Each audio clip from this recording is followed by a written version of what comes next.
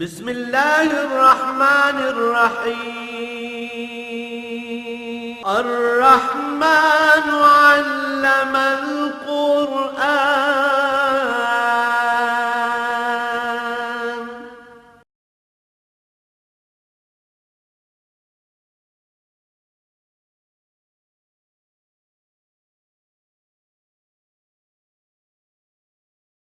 الحمد لله رب العالمين والصلاة والسلام على حبيبه محمد وآله وصحبه أجمعين.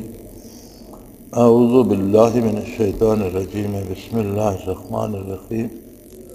يا أيها الذين آمنوا لا تأكلوا أموالكم بينكم بالباطل إلا أن تكون تجارة عن تراض منكم ولا تقتلوا أنفسكم إن الله كان بكم رحيما ومن يفعل ذلك عدوانا وظلما فسوف نصليه نارا وكان ذلك على الله يسيرا.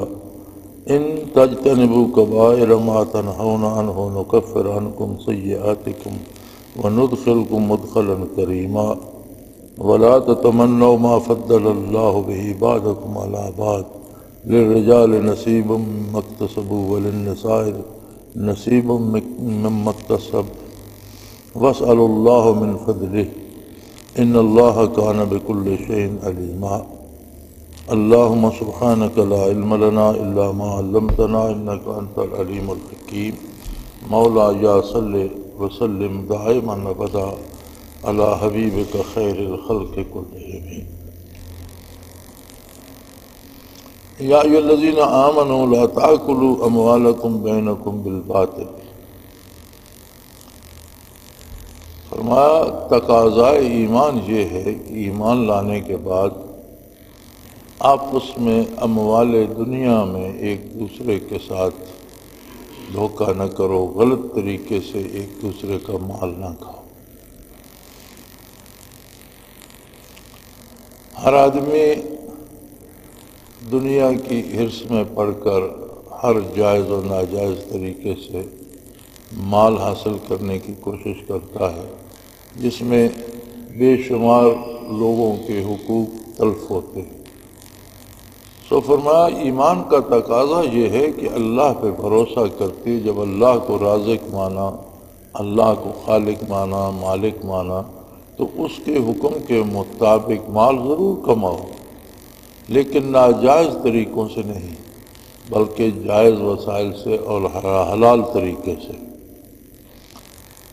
الا ان تکون تجارتا عن تراض منکم، جیسے باہمی رضامندی سے تجارت ہوتی ہے، باہمی رضامندی سے ملازمت ہوتی ہے، وہ تنخواہ دیتے ہیں اور کام کراتے ہیں، کام بھی طے ہوتا ہے، تنخواہ بھی طے ہوتی ہے، یا مزدوری ہوتی ہے، مزدوری بھی طے ہوتی ہے، کام بھی طے ہوتا ہے، یعنی باہمی جانبین کی رضامندی سے ہوتا ہے، یا کاشتکاری ہوتی ہے، اس کے مختلف طریقے ہیں۔ تو یہ چار ذرائع حصول مال کے معروف ہیں: تجارت، ملازمت، مزدوری اور کاشتکاری، یہ معروف ذرائع ہیں حصول رزق کے۔ اس کے علاوہ کسی کو دھوکہ دے کر یا مال کی قیمت زیادہ وصول کر لیں، مال کم دیں، یا قیمت مہنگے داموں کی وصول کر لیں اور مال کی جو قسم ہے یا کوالٹی ہے وہ پوری نہ دیں، یا زبردستی مال لے لیں، یا جوئے سے مال لے لیں، چھین کر لے لیں، یہ سارے طریقے ناجائز ہیں۔ اور فرمایا کہ ایمان کے ساتھ یہ زیبی نہیں دیتا کہ کوئی دوسرے کا مال ناجائز طریقے سے کھائے، یعنی تقاضائے ایمان کے منافی ہے۔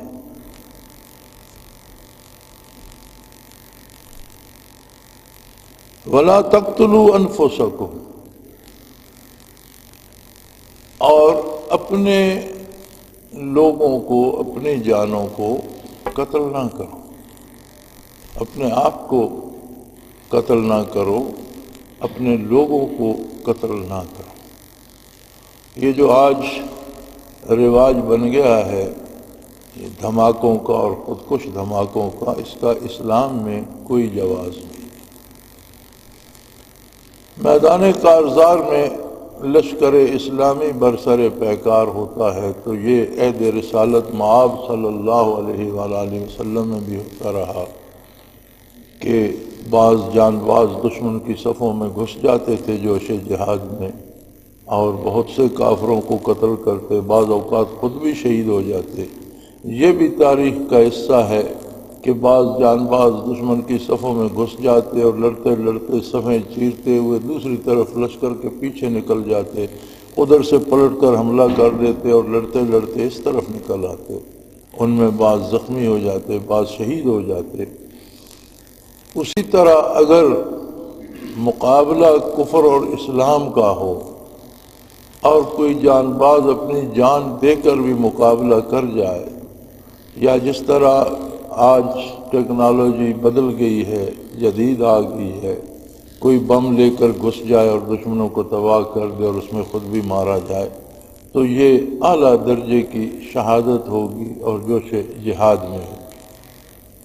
لیکن بلا وجہ پرامن ملک میں خود کش دھماکے کرنا اور پھر یہ امید رکھنا کہ اس پر مجھے جنت ملے گی، یہ حرام موت ہے، اپنے لیے بھی اور دوسروں کے قتل کا جو گناہ ہے وہ بھی اس خود کش دھماکہ کرنے والے کے سر ہوگا۔ اس کا شرعی کوئی جواز نہیں ہے، اور کسی طرح سے بھی اسلام اس کی اجازت نہیں دیتا۔ ایک ملک میں ایک قانون ہے، آئین ہے، دستور ہے، جسے شکایت ہے، جسے تکلیف ہے، وہ بندہ قتل کرنے کی بجائے قانون کے پاس جائے، ورنہ قانون بھی نہیں سنتا تو اللہ کریم عادل ہے، اللہ کے سپرد کر دو، صبر کرو، ظالم کو اللہ زیادہ مہلت نہیں دیتا۔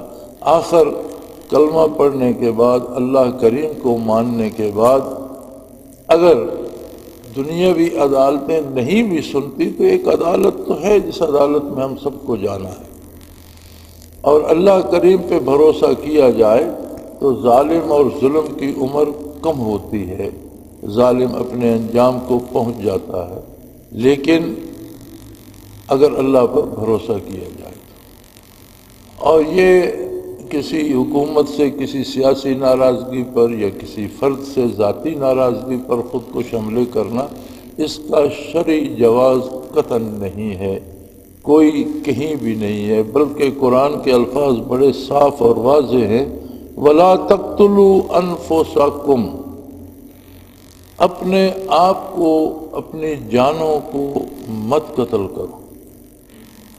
اس میں دو چیزیں آ گئی، قتل جو دوسروں کو کرتا ہے گویا وہ بھی اپنے آپ کو بھی ساتھ قتل کر رہا ہے کہ وہ بھی تو اس کے مسلمان بھائی تھے، ایمان والے لوگ تھے اور مومن تھے، تو ان کا قتل بھی جائز نہیں تھا، اور پھر قتل کرنے والا خود بھی عموماً کم ہی بچا کرتا ہے۔ تو بڑا واضح حکم ہے، وَلَا تَقْتُلُوا أَنفُسَكُمْ، اپنے لوگوں کو قتل مت کرو، إِنَّ اللَّهَ كَانَ بِكُمْ رَحِيمًا، اللہ کریم تمہارے ساتھ بہت مہربان ہے، تمہارے بہت گناہوں سے درگزر کرتا ہے، تمہاری کوتاہیوں سے درگزر کرتا ہے، لیکن تم اتنے دلیر نہ ہو جاؤ کہ اس کی مخلوق کو تباہ کرتے پھرو۔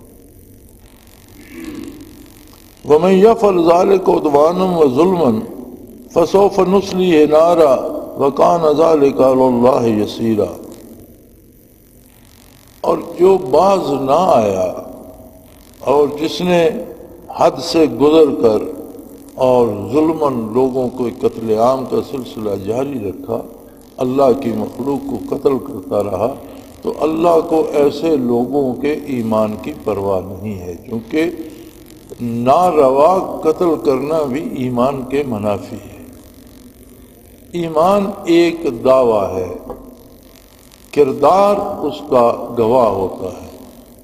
اگر کردار ایمان کے خلاف ہے، ایمان ایک دعویٰ ہے اور کردار اس کا ثبوت ہے۔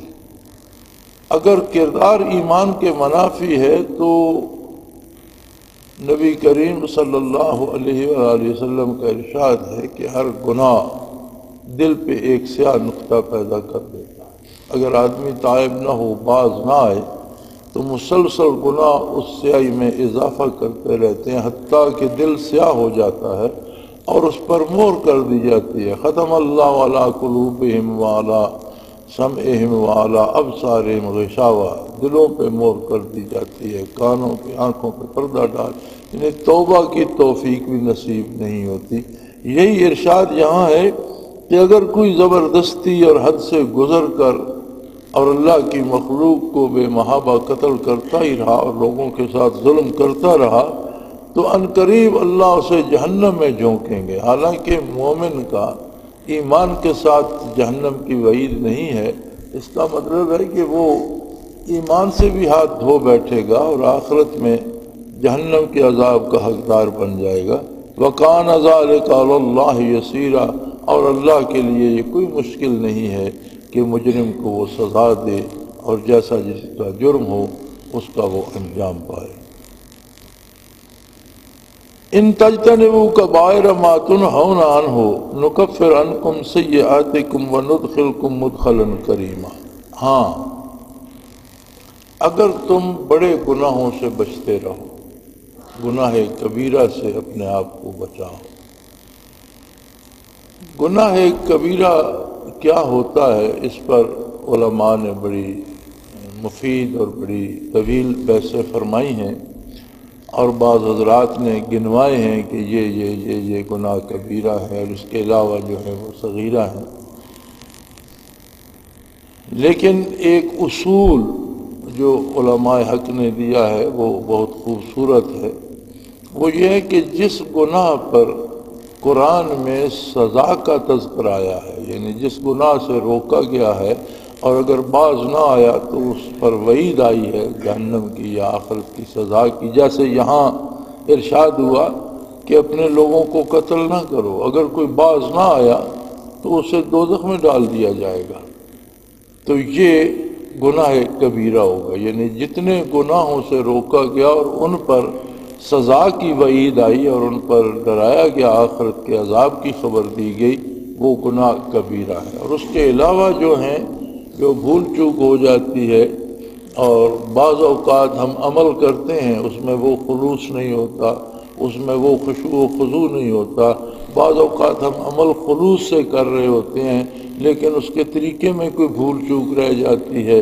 سنت کے مطابق نہیں ہوتا، یہ کوئی غلطی ہو جاتی ہے، تو فرمایا اگر ان بڑے بڑے گناہوں سے تم بچنے کی کوشش کرو تو یہ بھول چوک تو اللہ کریم معاف فرما دیں گے۔ جو بڑے گناہوں سے یا کبیرہ سے بچنے کی کوشش کرتا ہے تو اس کی یہ کوشش اس بات پہ دلیل ہے کہ اسے عظمت الہی پہ یقین ہے، وہ اللہ کی اطاعت کے لیے کوشاں ہے، وہ نبی کریم صلی اللہ علیہ وآلہ وسلم کے اتباع اور اطاعت کے لیے اپنی بھرپور کوشش کر رہا ہے۔ اب چونکہ انسان ہے بتقاضۂ بشریت، کبھی بھول چوک کر کوئی لفظ منہ سے نامناسب نکل جاتا ہے، کبھی کوئی غلطی ہو جاتی ہے، اور کبھی یہ ہوتا ہے کہ ہم نیک عمل بھی کرتے ہیں لیکن اس نیک میں بھی ہم سے بھول چوک ہو جاتی ہے، کبھی اس میں وہ خلوص اور خشوع و خضوع نہیں ہوتا، کبھی خلوص ہوتا ہے لیکن عمل میں طریقے سنت میں کچھ تھوڑی سی بھول چوک ہو جاتی ہے، چھوٹ جاتا ہے، تو اللہ کریم فرماتے ہیں کہ جو بتقاضۂ بشریت تم سے بھول چوک ہوتی ہے وہ میں معاف فرما دیتا ہوں۔ ورنہ تو گناہ ہے، اور اگر اس نظر سے دیکھا جائے کہ گناہ کی تعریف کیا ہے، یعنی اللہ و اللہ کے رسول کی نافرمانی، خواہ وہ کسی شعبے زندگی میں، تو اسے اس نظر سے دیکھا جائے کہ نافرمانی کس کی ہے، تو پھر تو کوئی گناہ صغیرہ رہتا ہی نہیں، کیونکہ ایک ادھر عظمت الہی ہے، عظمت رسالت ہے، اور اللہ کے رسول کی نافرمانی کی جائے تو وہ چھوٹی تو نہیں رہتی، بہت بڑا جرم ہے، اللہ کریم معاف فرمائے۔ یہ بھی اس کا احسان ہے کہ اس نے فرمایا کہ جن امور سے کتاب اللہ نے منع کیا ہے اور جن میں نواہی ارشاد فرمائے ہیں اور جن پر وعید آئی ہے، ان سے بچنے کی بھرپور کوشش کرو، پھر جو تم سے بھول چوک ہوگی اللہ کریم اسے معاف فرمائے گا۔ وَنُدْخِلْكُمْ مُدْخَلًا كَرِيمًا، اور تمہیں بہترین ٹھکانے میں جنت الفردوس میں، جو اللہ کی رضامندی کا مظہر ہے، جو قرب الہی کا مظہر ہے، اس میں داخل فرمائے گا۔ ولا تتمنوا ما فضل اللہ به بعضکم علی بعض.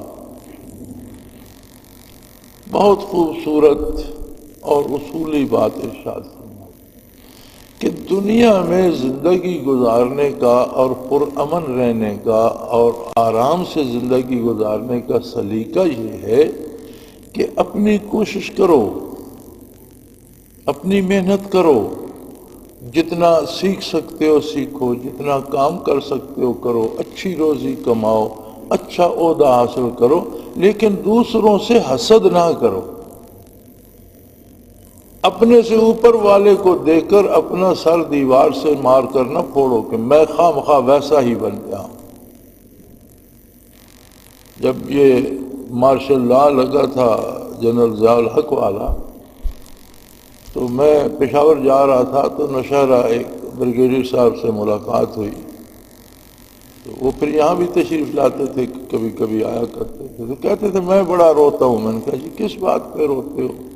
میں علاقے میں بڑا روتا ہوں کہ ضیاء الحق کی جگہ میں کیوں نہیں. میں نے کہا یہ آپ کے رونے سے تو نہیں ہوگا، اس کے پاس ایک منصب تھا یا اسے اللہ نے اور دے دیا، وہ اس کا حصہ ہے. آپ جہاں ہیں وہاں کا حق تو ادا کریں. فرمایا وَلَا تَتَمَنَّوْا مَا فَضَّلَ اللَّهُ بِهِ بَعْضَكُمْ عَلَىٰ بَعْضٍ. اللہ نے بعض کو بعض پر فضیلت دی ہے، دنیاوی اعتبار سے بھی، دینی اعتبار سے بھی، علمی اعتبار سے بھی، استعداد کار کے اعتبار سے بھی، اور سب کا محاسبہ یا مواخذہ ان کے خلوص کے مطابق ہو. نبی کریم صلی اللہ تعالیٰ علیہ وآلہ وسلم نے فرمایا کہ اگر امیر لاکھوں روپے اللہ کی راہ میں خرچ کرتا ہے، لیکن ایک غریب جو دن بھر میں 1 روپیہ ہی کماتا ہے، وہ اس میں سے تھوڑا سا اللہ کی راہ میں دے دیتا ہے، تو اجر کے لحاظ سے اس غریب کا دینا بڑھ جاتا ہے. اسے زیادہ اجر ملے گا کہ امیر نے لاکھوں دے کر اس کے پاس کروڑوں بچ رہے. اس نے لاکھوں دیے بھی تو اس کے پاس کروڑوں بچ رہے، اور اس کے پاس تو 1 ہی روپیہ تھا جس میں سے اس نے اللہ کے نام پر بھی دیا. تو عند اللہ خلوص کو دیکھا جاتا ہے، آدمی کی محنت اور اس کے مجاہدے کو دیکھا جاتا ہے. انجام کار یہ زندگی آخری زندگی نہیں ہے، بلکہ یہ زندگی کی ابتدا ہے. اور یہاں آزمائش ہے کہ کون کتنا مخلص ہے اپنے مالک اللہ کریم کے ساتھ، اپنے رب کریم کے ساتھ، اپنے پروردگار کے ساتھ. سو اس میں نہ پڑے رہو کہ فلاں کے پاس جو چیز ہے وہ مجھے مل جائے. جس کو اللہ نے جو دیا ہے وہ کرے. آپ کی اپنی جو ذمہ داری ہے، جو آپ کے اپنے پاس ہے، آپ اس کا حق ادا کریں. اور اس ایک جملے نے انسانی زندگی کے بیشتر مسائل حل کر دیے. آپ اگر معاشرے میں دیکھیں تو زیادہ فساد جو ہے اس کا سبب یہ ہے کہ فلاں کے پاس ہے اور میرے پاس کیوں نہیں، اس سے میں چھین لوں، اس سے میں نہ لے سکوں تو کم از کم اس سے ضائع کرا دوں، اس کے کام نہ آئے. فلاں ہمارے ملکی نظام میں ہم گزشتہ 60 برسوں میں جو بھگت رہے ہیں وہ بھی اسی کی ایک شکل ہے کہ ایک پارٹی حکومت میں آ جاتی ہے، دوسری اسے کام نہیں کرنے دیتی بلکہ اس سے حکومت اس کی گرانے کے چکر میں رہتی. طریقہ کار تو یہ تھا کہ کچھ لوگ اقتدار میں آ گئے، کچھ حزب اختلاف میں آ گئے. اب وہ ان کے اچھے کام کے ساتھ تعاون کرتے اور جہاں وہ غلطی کرتے وہ سرعام تنقید کرتے، روکتے، لوگوں کو بتاتے کہ یہاں یہ غلطی کر رہے ہیں، تو اصلاح ہوتی اور ملک ترقی کرتا. لیکن بجائے اس کے ہم یہ سمجھتے ہیں کہ اپوزیشن کا کام یہ ہے کہ حکومت سے اقتدار چھین لے. چھین نہیں سکتی تو کم از کم ان کا اقتدار تو ضائع کر دے. ہمارے 60 سال اس میں برباد ہو. اگر ہم یہ قناعت کرتے کہ میرے ذمہ جو ذمہ داری ہے میں اسے دیانتداری سے ادا، اور یہ حکومت کے ایوانوں سے لے کر ہمارے خاندانوں اور گھروں تک یہ مرض ہے کہ ایک بھائی کے پاس کوئی چیز ہے، دوسرا چاہتا ہے چھین لوں، چھین نہیں سکتا تو کم از کم اس سے ضائع کرا دو. فرمایا بجائے اس کے تم اپنی محنت کرو، جو اللہ نے تمہیں دیا ہے اس پہ قناعت کرو، اپنی ذمہ داری پوری کرو. یہ نعمت نہ اس کے پاس رہے گی نہ تمہارے پاس رہے گی. اقتدار و اختیار بھی جانے والا ہے، مال و زر بھی جانے والا ہے، دنیا ہی جانے والی ہے، آخر اللہ کریم کی بارگاہ میں پیش ہونا ہے۔ تو یہ اللہ کا نظام ہے۔ وَلَا تَتَمَنَّوْا مَا فَضَّلَ اللَّهُ بِهِ بَعْضَكُمْ عَلَىٰ بَعْضٍ، اگر اللہ نے بعض کو بعض پر فضیلت دی ہے تو جسے جو مقام و مرتبہ اللہ نے دیا، ہر کوئی اپنے مقام کے مطابق اس پر جو ذمہ داریاں آتی ہیں انہیں ادا کرنے کی فکر کرے، دوسرے کا چھیننے کی کوشش نہ کرے۔ لِلرِّجَالِ نَصِيبٌ مِّمَّا اكْتَسَبُوا وَلِلنِّسَاءِ نَصِيبٌ مِّمَّا اكْتَسَبْنَ۔ انسان بنیادی طور پر انسان ہے، خاتون ہے یا مرد ہے، بنیادی طور پر دونوں انسان ہیں، دونوں کو اللہ نے پیدا فرمایا، دونوں کی ذمہ داریاں اللہ نے تقسیم کر دیں، دونوں کو اللہ کے حضور جواب دینا ہے۔ کامیاب وہ ہوگا جو اپنی ذمہ داریاں اچھے طریقے سے ادا کر کے اللہ کی بارگاہ میں سرخرو ہو جائے۔ اب اس لڑائی میں نہ پڑو کہ خاتون اس جھگڑے میں پڑ جائے کہ میں عورت کیوں ہوں، مجھے مرد ہونا چاہیے، اور مرد اس جھگڑے میں پڑ جائے کہ مجھے خاتون ہونا چاہیے۔ آج جو ہمارا معاشرہ ہے اس میں یہ جھگڑا بھی چل رہا ہے۔ آپ نوعمر نوجوانوں کو دیکھیں تو وہ منہ داڑھی صاف کر کے پاؤڈر شاؤڈر لگا کے تو بال لمبے کر کے بالکل اور لڑکیوں کی طرح بنے ہوئے ہیں، اور عورتوں کو دیکھیں تو وہ پینٹ شرٹ پہن کے اور اپنا بال وغیرہ کٹوا کے وہ لڑکوں کی طرح نظر آنے کی کوشش کریں۔ تو یہ طریقہ معاشرے کی تباہی کا سبب ہے۔ جس طرح مال و زر میں عہدے اور امارت غربت میں جھگڑا ہے، اسی طرح جس کو اللہ نے مرد پیدا کیا ہے، مرد کو مرد کی ذمہ داریاں دی ہیں، اس کا کام یہ ہے کہ اپنی ذمہ داریوں کا احساس کر کے اللہ کی بارگاہ میں سرخرو ہو۔ جسے بحیثیت خاتون پیدا کیا ہے اسے خاتون کی ذمہ داریاں دی ہیں، وہ بجائے اس کے کہ مرد بننے کی غلط کوشش کرتی رہے، اسے چاہیے کہ بحیثیت عورت جو اس کی ذمہ داریاں ہیں وہ آسان طریقے سے ادا کرے اور اللہ کے نزدیک اپنا اجر پائے۔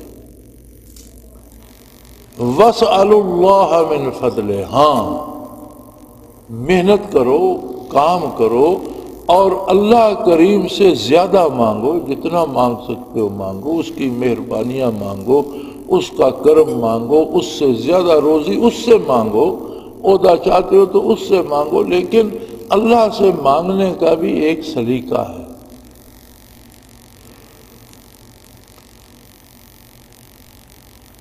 اسلام نے روئے زمین پر انقلاب برپا کیا، اور اگر انسانی تاریخ کو دیکھا جائے تو جو انقلاب آقا نامدار صلی اللہ علیہ وسلم نے پیدا فرمایا، اس کی نظیر نہ پہلے ملتی ہے اور نہ قیامت تک کوئی دوسری نظیر آئے۔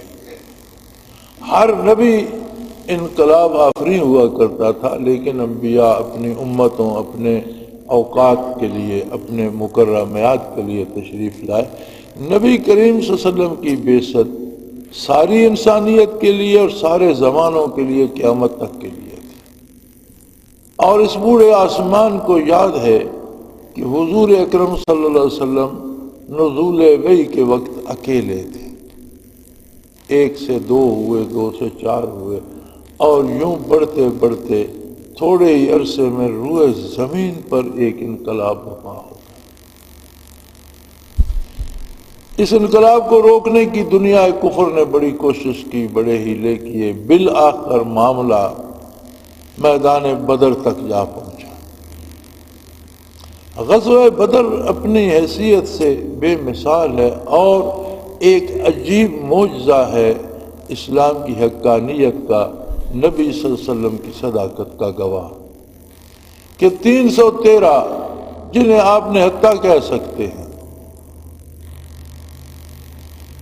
کہ گنتی کے جانور سواری کے غالباً 2 گھوڑے، 6 زریں اور 8 تلواریں 313 آدمیوں کے پاس تھیں، کچھ تیر کمان اور نیزے تھے، اور کھانے کو عین میدان کارزار میں نبی کریم صلی اللہ علیہ وسلم نے دن بھر کے لیے 5 کھجوریں ہر ایک جان باز کو دی تھی، جنہیں دن بھر جہاد کرنا تھا۔ سامنے 3 گنا اپنے سے زیادہ اور مسلح، پوری طرح اسلحے سے لیس، پوری طرح سے سواریاں پوری طرح سے ان کے پاس، کھانے پینے کا ہر سامان ان کے پاس تھا۔ تو یہ کوئی مقابلہ کسی طور بھی دنیاوی اعتبار سے، اسباب و ذرائع کے اعتبار سے کوئی اس کی تک نہیں بنتی تھی، لیکن اس لشکر جرار کو اور مسلح اور وسائل والے لشکر کو اتنی بڑی شکست ہوئی کہ اس کے بعد ان کی کمر سیدھی نہیں ہو سکی اور یہ 313 فاتح رہے۔ تو اس کی اصل وجہ کیا تھی؟ جب اس کی اصل وجہ ہم تلاش کرتے ہیں تو نبی کریم صلی اللہ علیہ وسلم نے میدان میں لوگوں کو صفارا کیا، صحابہ کرام کو، اور ایک چھپر سا کنارے پر تھوڑی سی وہ اونچائی ہے، ریت کا ٹیلا ہے، اس پر ایک چھپر سا یہ سروٹ وغیرہ کاٹ کر صحابہ نے بنا دیا تھا، جسے آپ آج کی فوجی زبان میں کمانڈ پوسٹ کہہ سکتے ہیں۔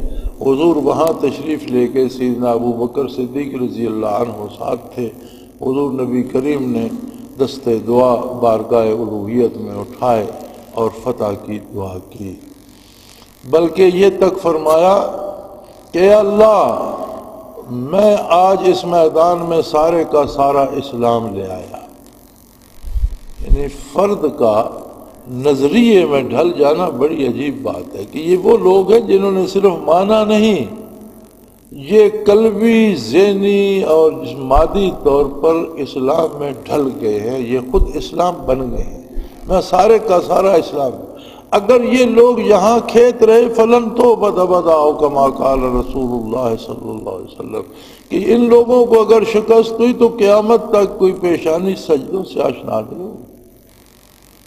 حتیٰ کہ سیدنا رسول اللہ صلی اللہ علیہ وسلم کے دوش مبارک سے چادر مبارک ڈھلک گئی اور سیدنا ابو بکر صدیق رضی اللہ عنہ نے عرض کی یا رسول اللہ بس کریں، آپ کی دعا خالی نہیں جائے گی، بس کریں اور آپ متوجہ ہوں لشکر کی طرف۔ تو جب ہم تجزیہ کرتے ہیں تو فتح کا سبب وہ دعا ہے جو حضور نے عریش بدر میں فرمائی۔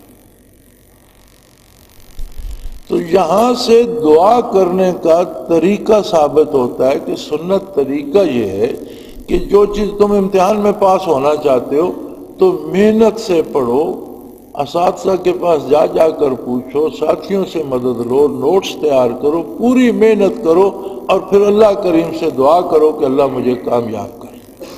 تم تجارت میں کامیاب ہونا چاہتے ہو، مال کمانا چاہتے ہو تو تجارتی اصولوں کے مطابق پوری محنت کرو، مشورے سے، لوگوں کے مشورے سے کام کرو، لین دین کے جو اصول ہیں وہ اپناؤ اور ساتھ اللہ کریم سے دعا کرو۔ حضور نبی کریم صلی اللہ علیہ وسلم 150 کلومیٹر مدینہ منورہ سے میدان بدر میں تشریف لے گئے، صحابہ کرام کو صفارا کیا، جو اسلحہ میسر تھا عطا فرمایا، جو خوراک میسر تھی عطا فرمائی، اور پورے جو وسائل تھوڑے تھے یا بہت تھے، جو تھے وہ سر میدان حاضر کر کے دعا فرمائی۔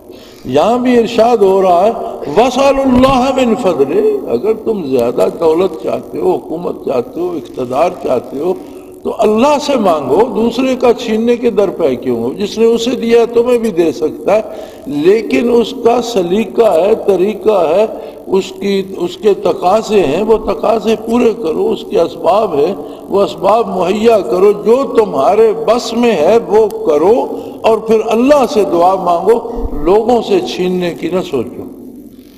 ان اللہ کان بکل شیء علیما، یقیناً اللہ ہر چیز سے واقف ہے، وہ تمہارے حال سے بھی واقف ہے، تمہاری آرزوؤں سے بھی واقف ہے، تمہاری خواہشات سے بھی واقف ہے۔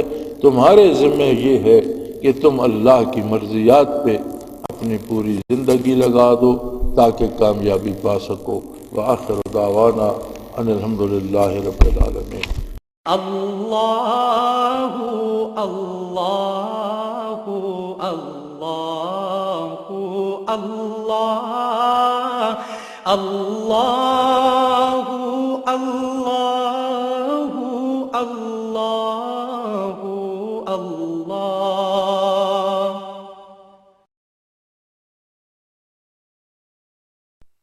حضرت امیر محمد اکرم آوان مد ذلہ العالی دارالعرفان منارہ ضلع چکوال میں سالہ سال سے قرآن و حدیث کے اوپر خطابات کر رہے ہیں और सिलसिला नक्शबंदिया ओवैसिया के मुताबिक लोगों को जिक्र इलाही की तरबियत दे रहे हैं।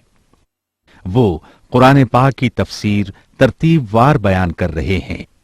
तफसीर कुरान को वो मौजूदा मुल्की और बैनुल अक़वामी हालात के मुताबिक बयान करते हैं। मोटरवे से कलर कहार के इंटरचेंज से निकलते हुए कलर कहार की झील से होते हुए मियानी, बोछाल और नूरपुर से गुजरते हुए दारुल इरफान मिनारा पहुंच सकते हैं। हजरत अमीर मोहम्मद अकरम आवान ने बच्चियों और बच्चों की दीनी और दुनियावी तालीम के लिए सिकारा एकेडमी के नाम से एक दरसगाह भी कायम की है, जिसका इफ्तिताह मुल्क पाकिस्तान के सदर जनरल मोहम्मद ज़ियाउल हक ने अपने दस्ते मुबारक से किया था। वो तमाम अहबाब जो इस्लाम की तलब रखते हैं उनसे गुजारिश है कि दारुल इरफान मिनारा जिला चकवाल में अमीर मोहम्मद अकरम आवान साहब के खिताबात से मुस्तफीद हों। वो हर जुमे को नमाज से पहले बयान फरमाते हैं। हर माह की पहली इतवार को माहाना इज्तिमा होता है, जिसमें आप खुसूसी खिताब फरमाते हैं और पाकिस्तान के चारों सूबों से अहबाब इस इज्तिमा में शिरकत करते हैं। इसके अलावा यहाँ साल में 2 मरकजी इज्तिमात भी होते हैं, एक रमजानुल मुबारक में एतिकाफ का इज्तिमा और दूसरा जुलाई और अगस्त में 40 दिन का इज्तिमा होता है, जिसमें रूहानी तरबियत की जाती है। अपना खून सीमाब देकर इतना हम कर जाएंगे, नाम आका का चमन में फिर रकम कर जाएंगे।